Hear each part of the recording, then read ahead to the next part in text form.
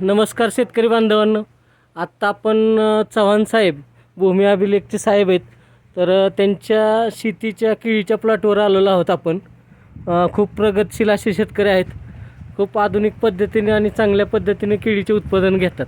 तर आपण हे पाहू शकता त्यांच्या केळीचे घडांच्या बरोबरच खाली बुंदा कशा पद्धतीने आहे. आणि इथं त्यांचे काही सहकारी मित्र आहेत, त्यांना हा केळीची बाग बघितली.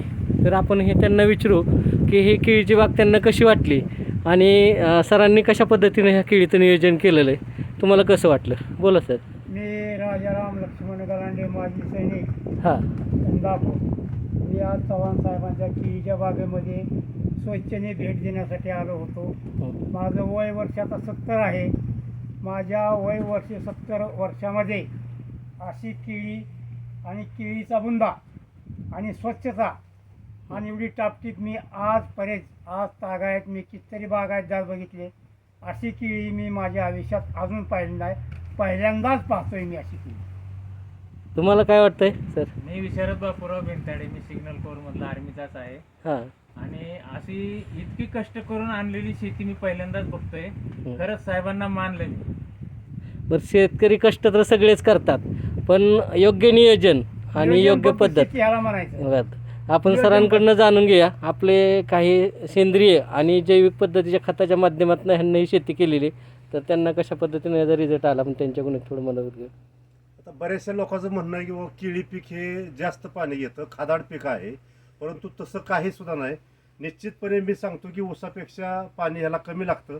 फक्त तुमचं योग्य वेळी योग्य निर्णय घेतला, योग्य वेळी औषधं सोडली, योग्य प्रमाणात पाणी जर सोडलं तुम्ही आणि वर ह्याची जर स्वच्छतेची निगा ठेवली, तर तुम्हाला निश्चितपणे बाकी बागापेक्षा आणि पिकापेक्षा ऊसापेक्षा निश्चितपणे उत्पादन तुम्हाला खूप चांगल्या प्रकारचं मिळतं या शेतीतून. आणि आपले जीवाणू खतं सोडल्यामुळे तुम्हाला काय फरक वाटतो? आणि जीवाणू खतं सोडल्यामुळे ह्याची पांढरी मुळी खूप चांगल्या प्रकारे चालली आणि घडाची साईज, बुंद्याची साईज, वादी याच्यात खूप फरक पडलेला जाणवला मला. आणि इतर मालाच्या तुलनेत तुम्हाला बाजारभाव कसा भेटतो?